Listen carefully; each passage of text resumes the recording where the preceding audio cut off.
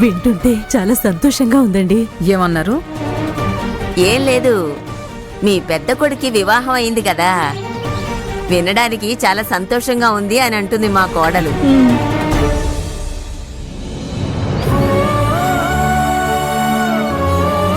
పెళ్ళి అయిపోయిందా? మమ్మల్ని పెళ్లికి పిలవలేదే? పిలుచుంటే పెళ్లికి వచ్చి సందడి చేసేవాళ్ళం కదా. మేము రచ్చరచ్చ చేసేవాళ్ళం, అందువల్లే పిలవలేదు. అదంతా ఏం లేదండి, పెళ్లి కొంచెం అత్యవసరంగా జరిగింది, అందుకే ఎవరిని పిలవలేదు. అది మాకు తెలిసిన విషయమే కదా. ఇప్పుడు మీరు ఏదో అన్నారు. తెలుసంటే అది ఎలా తెలుసంటే అది ఇప్పుడు మీరే చెప్పారు కదా. సరే సరే, బాగా కవర్ చేసావు బాగా. నువ్వు నోరు మూసుకోవయ్యా. వరదా సార్, మీది ఈ ఊరేనా?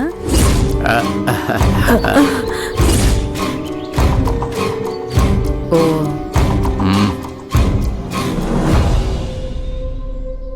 నువ్వు జాగ్రత్తగా ఉండు, నేను వెళ్ళి చూసుకుంటాను. అది మాది ఈ ఊరు కాదు, పక్కూరు.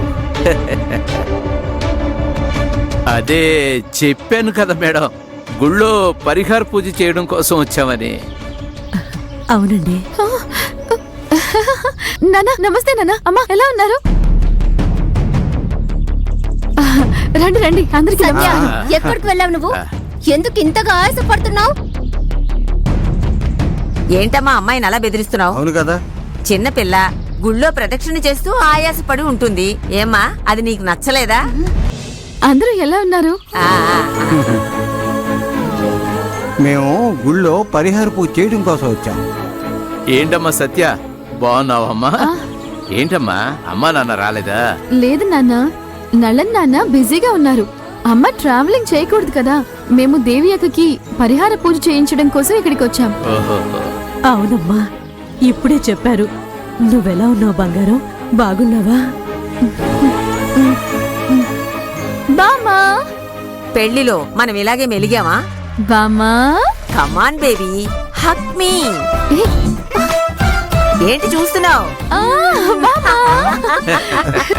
ఎలా ఉన్నారు బామ్మ? ఎందుకు బామ్మ ఇంత ఓవరాక్షన్ చేస్తున్నావు? అంతా విధి రాతే. మర్యాదగా ఇక్కడ ఏ పెంటా చేయకుండా ఉండు. Okay okay, I will try. Super అమ్మా, సూపర్.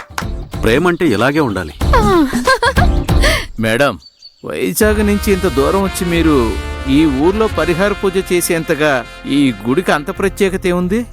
జ్యోతిష్యుడు చెప్పారు, అందుకే వచ్చాం. అలాగే మా పెద్ద కోడలు దేవి సొంత ఊరు కూడా ఇదే.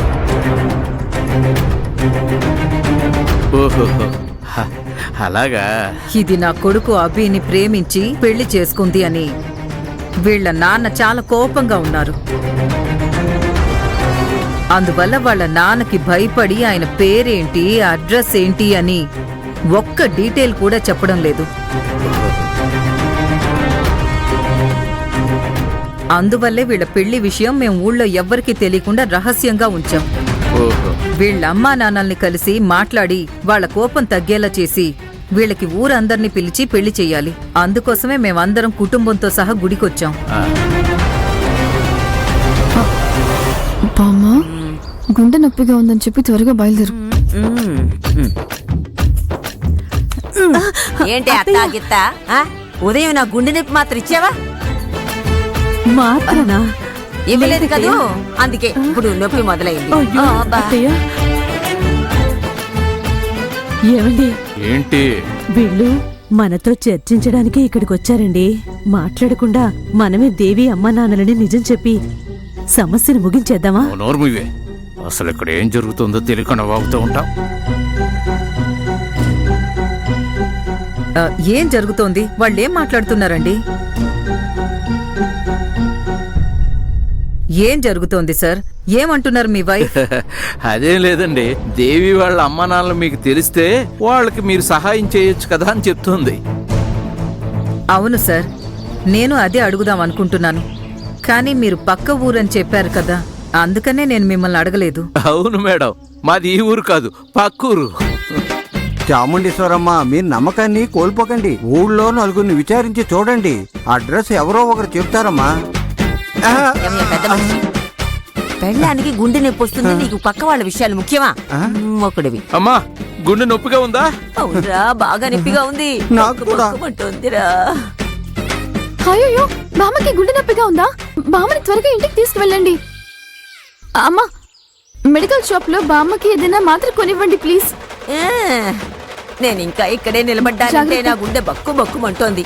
తప్పుగా అనుకోకండి, నొప్పి వలన జాగ్రత్త బామ్మ. మాట్లాడకపోతున్నాను. త్వరగా వెళ్ళిపోండి. అరే ఆ, వద్దా, ఆ, పద ఆ, ఇంటికి వెళ్దాం. పదమ్మా. సరే జాగ్రత్తగా వెళ్ళండి. నేను వాళ్ళని పంపించేసి వస్తాను. వెళ్ళమ్మా, వెళ్ళి వాళ్ళని అమ్మా, పంపించరా. రండి, తొందరగా రండి.